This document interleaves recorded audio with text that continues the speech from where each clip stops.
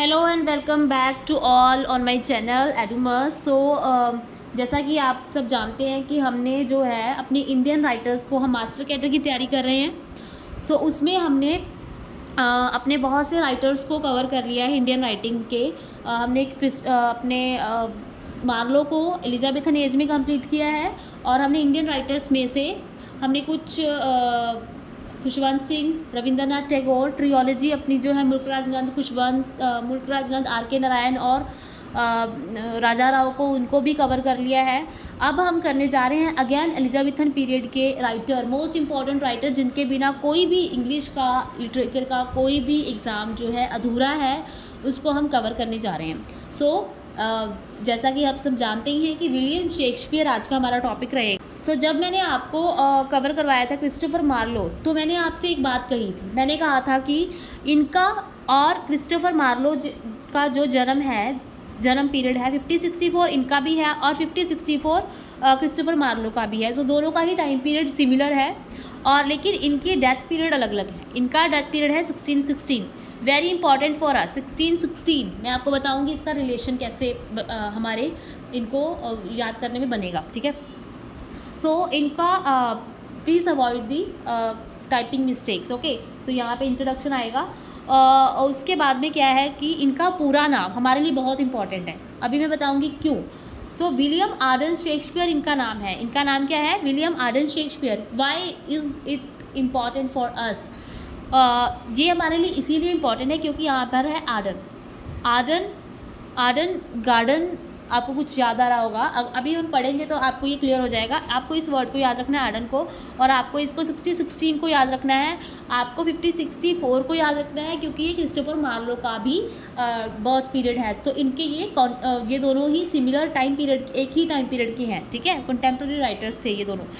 अभी देखिए next important point, तो इन्होंने किस किस थिएटर्स में काम किया, ये हमारे लिए इम्पॉर्टेंट है, ठीक है। इन्होंने कौन से थिएटर्स में काम किया, आप थिएटर्स वाली मेरी वीडियो देखेंगे, उसमें कवर करेंगे कि थिएटर्स इनके टाइम पीरियड के अकॉर्डिंग आप मैच करेंगे कि कौन सा थिएटर इनके टाइम पीरियड के अंदर है और इन्होंने सब में काम किया है, ठीक है। इन्होंने जिसको बिल्ड करवाया था वो था द ग्लोब, जो कि 1613 को कंप्लीट हुआ था। फिर उसमें आग लग गई थी, ठीक है। और वो किस लकड़ी से बना था? वो किसी जो इनके पहले वाला था जो थिएटर, उसी की लकड़ी से बना था। ये सब मैंने थिएटर वाली वीडियो से कवर करवाया हुआ है उसमें, अब वहाँ पे जाके देखेंगे, ठीक है। फिर आता है इनके फादर का नाम। इनके फादर का नाम था जॉन शेक्सपियर। इनकी मदर का नेम है एन। आप इससे ऐसे भी याद करिए कि एन जो है वो क्वीन जो विक्टोरिया थी, जो हमारा विक्टोरियन पीरियड है, उससे जस्ट पहले ही वो एक क्वीन थी वहाँ की, ठीक है। मतलब इंग्लैंड की वो क्वीन रह चुकी है। तो ऐसे मैंने याद किया था, तो आप भी ऐसे याद कर सकते हैं। देन वो स्टैनफोर्ड अपॉन एवन। उनको ये क्यों कहा जाता है? क्योंकि उनका जन्म जो है स्टैनफोर्ड में। उसके बाद में इनके वर्क्स, यहाँ से इम्पॉर्टेंट क्वेश्चन बन सकते हैं कि शेक्सपियर ने कहाँ कहाँ अपना हाथ आजमाया और उन्होंने क्या क्या लिखा।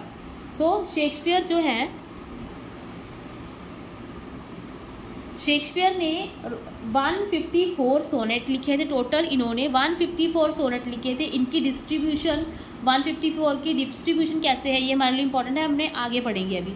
तो 37 इन्होंने प्लेज लिखे थे। 37 में से जब इनकी फर्स्ट फोलियो इनका पब्लिश हुआ तो उसमें इनके सिर्फ 36 ही जो हैं प्लेज पब्लिश हुए थे और उनमें से एक छूट गया था। 36 हुए थे पर है तो टोटल 37। अब एक जो छूट गया था वो कौन सा था? वो था परसिल्स, ठीक है। तो आपने मैंने तो ऐसे परसी से ही याद किया था, आप जैसे मर्जी याद कीजिए। तो दैट इज़ परसिल्स, ठीक है, दैट इज़ परसिल्स, ओके। देन इसके बारे में आप यहाँ देख सकते हैं कि narrative points, again typing mistake. तो नैरेटिव इनके कितने पॉइंट्स थी? 2 थी टोटल 2 पॉइंट्स थी इनकी, ठीक है। और हिस्टोरिकल प्लेस इन्होंने जो लिखे हैं वो टोटल नंबर ऑफ 10 है। ये थोड़ा सा डाटा आपको याद रखना पड़ेगा। ये मैंने आपको बताया था कि आपको ये याद रखना है। अभी इसका क्या है कि इनके जन्म के इनके जो है जब इनकी डेथ हुई उसके जस्ट 7 ईयर्स बाद, यानी कि 1616 के बाद जस्ट 7 ईयर्स बाद जो है इनका पहला फर्स्ट फोलियो जो है वो पब्लिश हुआ। इनका फर्स्ट फोलियो जो है वो पब्लिश हुआ 1623 को, और इनका जो सेकंड फोलियो है जो पब्लिश हुआ था वो कब हुआ था? 1632 को। ये फर्स्ट फोलियो पब्लिश हुआ और सेकंड फोलियो पब्लिश हुआ। फोलियो इज़ दैट कि फोलियो इस तरह की, मान लीजिए आपका पेपर है, जब आप इसको ये 2 पार्ट्स में इसको आपने फोल्ड किया, फिर आपको इसको 4 पार्ट्स में इसको फोल्ड कर देंगे, इसको बोलते हैं फोलियो। यानी कि यहाँ पर भी लिखा हुआ है, यहाँ पे भी लिखा हुआ है, यहाँ पे भी, ठीक है, तो इसको बोलते हैं फोलियो। सो यहाँ पे ये थोड़ी सी मिसप्रिंट है, इसको अवॉइड कीजिएगा कि यहाँ पे 1632 नहीं, यहाँ पे 1623 आएगा। उसके बाद ठीक है, इसको आप करेक्ट कर सकते हैं। सो इसमें इन्होंने 36 प्लेस ही पब्लिश करवाए थे। अच्छा, किसने करवाए थे? शेक्सपियर ने खुद नहीं करवाए थे, हेनरी कॉडल एंड जॉन हेमिंगर। हेनरी कॉडल एंड जॉन हेमिंगर, इनके दो जो थे, जो कह सकते हैं आप इनसे जो सीखते थे, दो स्कॉलर्स थे जो इनके अंडर काम करते थे, उन्होंने इनके बुक्स को पब्लिश करवाया फर्स्ट फोलियो के अंदर। ठीक है, अब फर्स्ट फोलियो में इनके जो राइवल थे, जो इनको पसंद नहीं करते थे, बेन जॉनसन, उन्होंने इनके लिए एक सोनेट लिखा उसमें। और वो सोनेट कैसा था? सोनेट कैसा होता है? सोनेट में प्रॉपर एक ऑक्टेव, सेस्टेट, ऐसे कुछ फॉलो होती है चीज़, लेकिन बेन जॉनसन ने कहा कि मैं इसमें कुछ भी फॉलो नहीं करूँगा। ठीक है, उन्होंने मतलब बिना राइम के और बिना किसी पैटर्न के उस सोनेट को लिखा है, ये उनकी खास बात है। तो पहला सोनेट उन्होंने शेक्सपियर को वहाँ पे कंट्रीब्यूट किया। ठीक है, सो उसके बाद में जे आपने पढ़ लिया कि उसमें पर्सिल्स जो है वो एक जो था प्ले वो छूट गया था, वो बाद में हुआ। ठीक है, अगेन फिर उसके बाद में टाइटल जो दिया था, इस जो फर्स्ट फोलियो को टाइटल दिया गया था वो ये था कि title is mister William Shakespeare. Mister William Shakespeare. Again आगे लिखा था comedies and histories and tragedies. ये एक इम्पॉर्टेंट पॉइंट है। ठीक है, उसके बाद में बेन जॉनसन, जी मैंने आपको बता दिया कि इसमें प्रीफेस लिखा था बेन जॉनसन ने in the form of sonnet. So उसमें जो इम्पॉर्टेंट लाइंस उन्होंने जो लिखी थी वो हैं, to the memory of my most beloved author mister Shakespeare. अभी आप देख रहे हैं मोस्ट बिलवेड, जबकि जब वो थे तब उनको इन्होंने कभी भी पसंद नहीं किया। बाद में लिखते हैं कि मोस्ट बिलवेड ऑथर। ओके, सो उनमें इसमें एक बहुत ही इंपॉर्टेंट लाइन जो फेमस है वो थी स्मॉल लैटिन लेस ग्रीक। ये उन्होंने लिखा था। ठीक है, उसके बाद में सेकंड फोलियो आता है 1632 में, ये आप करेक्ट कर लेंगे। तो उसमें प्रीफेस किसने लिखा है? अच्छा, पहले में प्रीफेस लिखा था बेन जॉनसन ने, दूसरे में प्रीफेस किसने लिखा है? मिल्टन ने।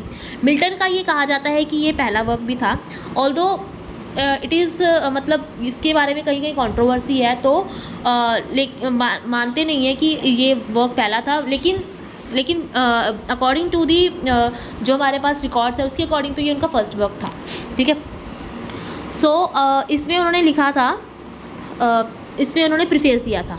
ओके, देन अबाउट सोनेट जो कि 154 थे, उसके बारे में मैंने आपको कहा था हम आगे बढ़ेंगे। सो अब वो देखते हैं।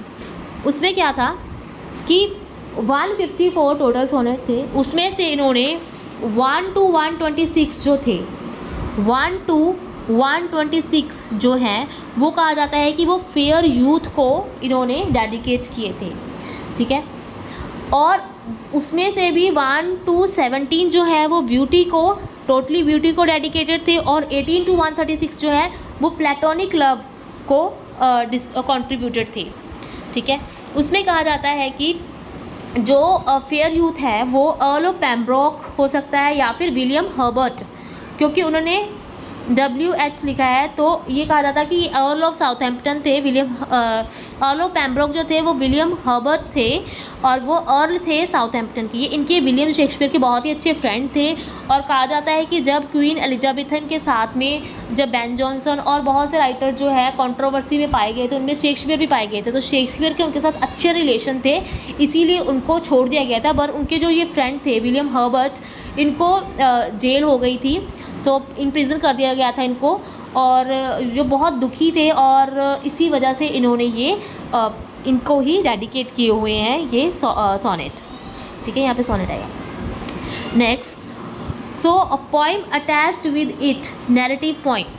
अब इसमें क्या है कि जो फर्स्ट फोलियो है उसमें जो है इनकी नैरेटिव पॉइंट जो है अ लवर्स कंप्लेंट, जो इनके जो फर्स्ट है ना 1 to 26, इसमें ही जो है इनकी ये पोइम अ लवर्स कंप्लेंट, इनकी 2 नैरेटिव पोइम थी, एक ये रही अ लवर्स कंप्लेंट जो है वो फर्स्ट 1 to 26 सोनेट्स के अंडर ही ये पोइम अटैच है, ठीक है। उसके बाद में बचते हैं 26 तक हो गए, 27 to 52 ये डेडिकेटेड थे डार्क लेडी को। डार्क लेडी कहा जाता है कि ये मैरी फिटन थी, Mary Fitton to whom he may be he loves, okay. So लेकिन शेक्सपियर के बारे में ये भी कहा जाता है कि वो होमोसेक्सुअल थे। इट इज़ नॉट, इसके कोई प्रूफ तो नहीं है बट ऐसा कहा जाता है, ठीक है। तो मैरी फिटन जो थे उनको ये डेडिकेटेड थे डार्क लेडी, ठीक है। 127 to 152, अभी टोटल कितने हैं 154, तो अभी बच गए 2। तो 2 जो लास्ट है 153 और 154 वो kहा जाता है कि क्यूपिड को रेफर है, although it is related to Greek Christian, ठीक है। तो इसको ये डेडिकेटेड है। नेक्स्ट, अब इनका जो हमने जो लिटरेरी वर्क है जिसमें इन्होंने आप जानते हैं कि शेक्सपियर ने ट्रेजेडीज़ भी लिखी हैं, ठीक है, कॉमेडीज़ भी लिखी हैं, पोइम्स भी लिखी हैं, नैरेटिव पोइम्स, सोनेट भी लिखे हैं। सो आप देख रहे हैं he is versatile writer, that is why he is non till today, ठीक है। तो उनको लिटरेचर का एक कह सकते हैं कि वो बहुत ही लिटरेचर में सबसे जो ऊपर माने जाते हैं। सो उन्होंने अपने 4 फेजेज़ में, हम उनके वर्क्स को समझने के लिए 4 फेजेज़ में उनको डिवाइड कर देते हैं। सो जो फर्स्ट फेज़ है, आप पहले क्या कीजिएगा, फर्स्ट, सेकंड, थर्ड और फोर्थ फेज़, इनके 4 फेजेज़ हैं। अभी पहले हम सिर्फ इनके देखेंगे कि टाइम पीरियड क्या है। सो 1585 टू 1904 तक का जो पीरियड है वो फर्स्ट फेज़ माना जाता है। फर्स्ट फेज़ यानी कि वो अभी उन्होंने शुरुआत की है। सेकेंड पीरियड में वो बहुत ज़्यादा फेमस हो चुके हैं, 94 to 1600, इसमें इन्होंने अपनी कुछ अच्छी कॉमेडीज़ बहुत अच्छी लिखी हैं और हिस्टोरिकल प्लेस। फर्स्ट फेज़ में हिस्टोरिकल प्लेस ज़्यादा इंपॉर्टेंट माने जाते हैं, सेकेंड फेज़ की इनकी कॉमेडीज़ बहुत अच्छी मानी जाती हैं, थर्ड फेज़ की इनकी ट्रेजेडीज़ बहुत अच्छी मानी जाती हैं जो कि 1600 to 1608 के बीच में है, जिसमें इन्होंने जो Hamlet, Othello, King Lear and Macbeth, जो 4 फेमस ट्रेजेडी जिनको हम छोड़ के अगर शेक्सपियर आप पढ़ रहे हैं तो आप इनको बिल्कुल भी छोड़ नहीं सकते, that is Hamlet and Macbeth, Othello, King Lear. King Lear जो है हमारे लिए अभी बहुत इंपॉर्टेंट हो जाता है। क्यों? क्योंकि ये हमारे यूनिवर्सिटी के जो है सिलेबस में प्रिस्क्राइब्ड है, इसको हम बिल्कुल भी छोड़ के नहीं जा सकते, बिल्कुल भी छोड़ के नहीं जा सकते, ठीक है। तो इसका आपको सब कुछ पता होना चाहिए, कैरेक्टर्स, लाइंस जो होती हैं इनकी, जो प्ले की लाइंस हैं ट्रेजेडी की, वो भी आपको सब एक्ट 1, एक्ट 2, एक्ट 4, कितने एक्ट में लिखी गई है, सब आपको इन डिटेल पता होना चाहिए क्योंकि ये हमारे प्रिस्क्राइब्ड है, ठीक है। तो ये रहा इनका third period. And fourth period 1608 to 1616 तक, ठीक है, ये लिख लिया आपने। उसके बाद में तो ये देखिए आप कि फर्स्ट फेज़ में उन्होंने उनकी जो 2 नैरेटिव पोइम्स हैं, जो 2 इनकी नैरेटिव पोइम हैं, नैरेटिव पोइम्स कौन सी हैं, Venus and Adonis and the rape of Lucrece. Venus and Adonis, rape of Lucrece जो है वो फर्स्ट फेज़ में ही लिखी गई है। नैरेटिव पोइम दोनों ही फर्स्ट फेज़ में है। सोनेट्स जो हैं 26 सोनेट वो इसी फेज़ में लिखे गए हैं। 7 प्लेज, ठीक है। हिस्ट्री प्लेज मोस्ट फेमस मैंने आपको बता दिया। हिस्ट्री प्लेज में लाइक हेनरी 6 पार्ट 1, 2, 3, ओके। सो आप पोइम्स का जो है ये ईयर भी याद कर लीजिए क्योंकि 2 ही पोइम्स हैं, 1593 एंड 94, ठीक है। 26 sonnet, 7 plays. First romantic tragedy that is Romeo and Juliet. माना तो ये जाता है कि उनका ट्रेजेडीज़ का जो पीरियड है वो थर्ड फेज़ में आता है, बट अभी तक ये ट्रेजेडीज़ भी लिख चुके हैं, Romeo and Juliet. And plays like taming of the shrewd, comedy of errors, ये प्लेज हैं comedy of errors and taming of shrewd. अब कॉमेडी ऑफ एरर्स जो है उनका सबसे शॉर्टेस्ट प्ले भी माना जाता है। उनका सबसे लॉन्गेस्ट प्ले कौन सा है? उनका सबसे लॉन्गेस्ट प्ले है हैमलेट, और उसी का आधा तिहाई है comedy of error. Shortest play,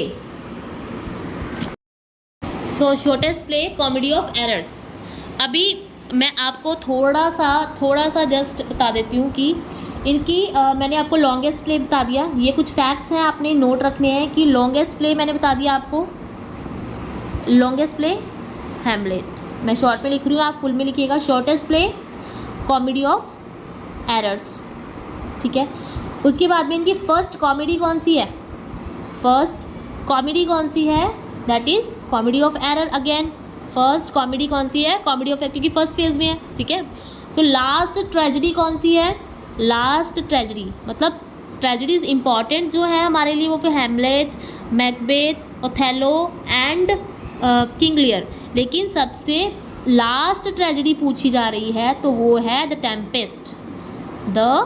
Tempest.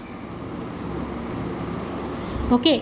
और जो सबसे लास्ट प्ले है, लास्ट प्ले कौन सा है इनका, अगर कोई ये पूछ ले तो वो भी द टेम्पेस्ट ही होगा। ओके। उसके बाद में ये थी इम्पॉर्टेंट जानकारी। उसके बाद में आपको जो पता होना चाहिए इम्पॉर्टेंट चीज़ वो ये है कि किंग लियर कब लिखा गया। मैंने बताया किंग लियर की आपकी सारी जानकारी पता नहीं। 16 अब उनका ये देखिए थर्ड फेज में उन्होंने लिखी ट्रेजेडीज़, तो 1600 से लेकर 1608 के बीच का ही पीरियड होगा, ये तो डिफाइंड है, ठीक है ना। तो लेकिन सबसे लास्ट में ये देखिए 1608 में इन्होंने लिखी किंग लियर, ओके। और ओथेलो कब लिखी इन्होंने? ओथेलो लिखी 1604 में, ठीक है। और आपका होमवर्क क्या है कि आपने मैकबेथ और ओथेलो की टाइम पीरियड पता करना है, ओके। बताने को तो मैं अभी बता सकती हूँ पर आप फिर भी अपनी तरफ से करिएगा, ओके। उसके बाद ये देखिए कि जो हमारी जो मैंने बताया आपको कि लास्ट ट्रेजेडी है, मैंने आपको बताया कि लास्ट ट्रेजेडी कौन सी है? The Tempest. वो लास्ट प्ले भी है, सबसे लास्ट में लिखा गया इनका प्ले भी है जो इन्होंने खुद कंप्लीट किया। इसके बाद में इन्होंने क्या किया था, एक्चुअली इन्होंने कंट्रीब्यूशन में किसी के साथ तो काम किया था, बट अकेले इन्होंने जो सबसे अकेले लिखा था प्ले वो था द टेम्पेस्ट, ठीक है, द टेम्पेस्ट। अभी इसमें जो हमारे लिए इम्पॉर्टेंट है वो ये है कि इसका जो है सब टाइटल क्या होगा? A tale of magic. A tale of magic subtitle क्या है इसका? A tale of magic. अब मैं आपको क्या बताती हूँ कि अगर किसी भी प्ले का, किसी भी वर्क का सब टाइटल है वो हमारे लिए बहुत इंपॉर्टेंट हो जाता है, पूछने के चांसेस बढ़ जाते हैं क्योंकि अधूरी नॉलेज हमें नहीं लेके जानी है, ओके। देन अगर ये लास्ट ट्रेजेडी है तो अभी क्वेश्चन बनेगा कि फर्स्ट ट्रेजेडी कौन सी है, ओके। सो फर्स्ट ट्रेजेडी कौन सी होगी? फर्स्ट ट्रेजेडी है टाइटस एंड्रोसियस। आपको सोनेट के बारे में पहले ही बताया है बट फिर से मैं एक बार आपको बता देना चाहती हूँ कि sonnet is according to Shakespeare, okay. आप मेरी जो लिटरेरी डिवाइस वाली वीडियो अगर आप देखेंगे तो उसमें मैंने करवाया भी हुआ है। तो सोनेट क्या होता है? सोनेट इज़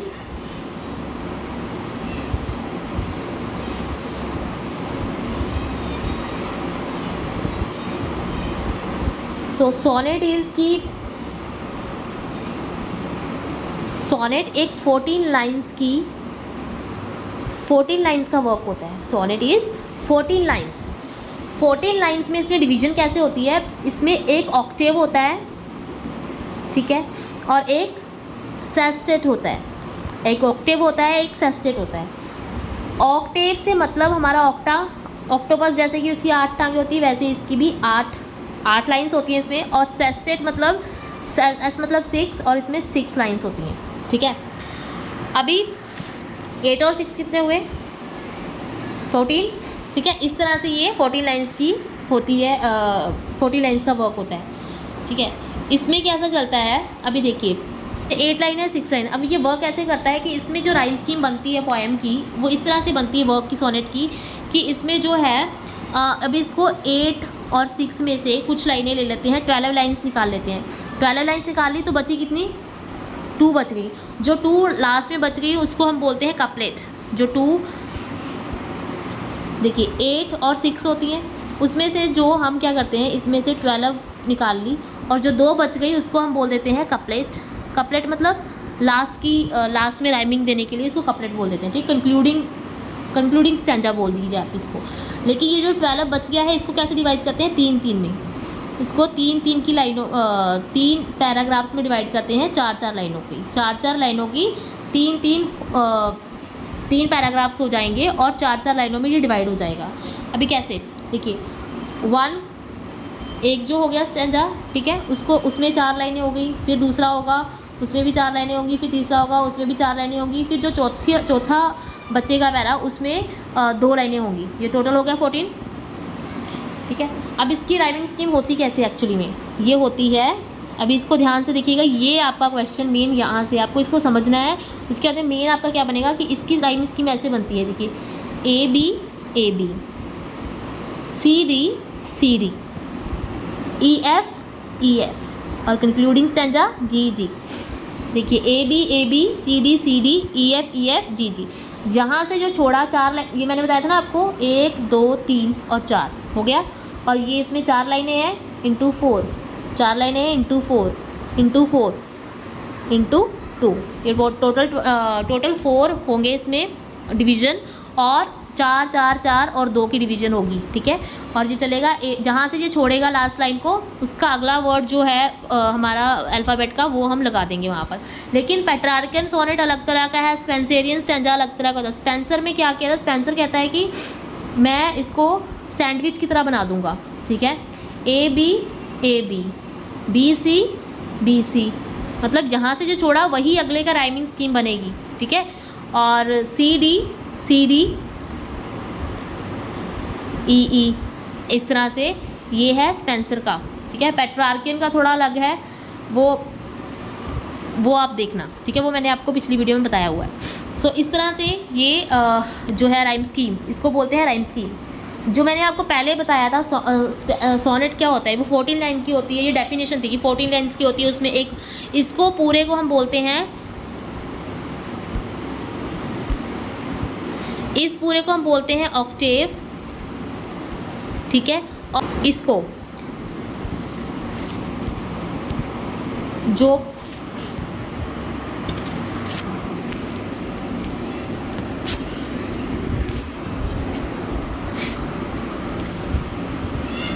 कहा जाता है कि मैंने आपको बता दिया है, फेसेस बता दिए हैं, ठीक है। तो कहा जाता है कि शेक्सपियर के जो रोमन प्लेस हैं, ये क्वेश्चन भी है कहीं का, तो जो रोमन प्लेस जो हैं वो एक प्लूटार्क जो है एक राइटर थे बहुत ही फेमस, ग्रीक के फ़िलासफ़र थे। ये ग्रीक के एक बहुत ही फेमस ये फ़िलासफ़र थे, उनसे रेफरेंस लेकर ये रोमन प्लेस जो हैं वो लिखे गए हैं। अब इनके रोमन प्लेस के आप नाम याद कर लीजिए। रोमन प्लेस के नेम हैं जूलियस सीजर,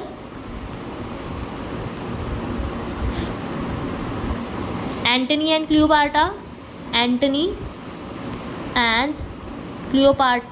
क्लियोपैट्रा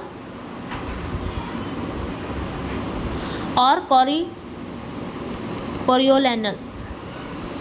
ये 3 जो हैं इनके रोमन प्लेस हैं, ठीक है। सो अभी के लिए इतना ही, ठीक है। अगर आपको इसकी समरीज, अगर हमसे सारा सिलेबस अगर कवर हो जाएगा तो हम इसकी समरीज़ भी ज़रूर पढ़ेंगे। इसकी सारी ही समरीज़ जो हैं इम्पॉर्टेंट शेक्सपियर की, वो हम नेक्स्ट वीडियोज़ में कवर करेंगे, ठीक है। तब तक के लिए थैंक यू।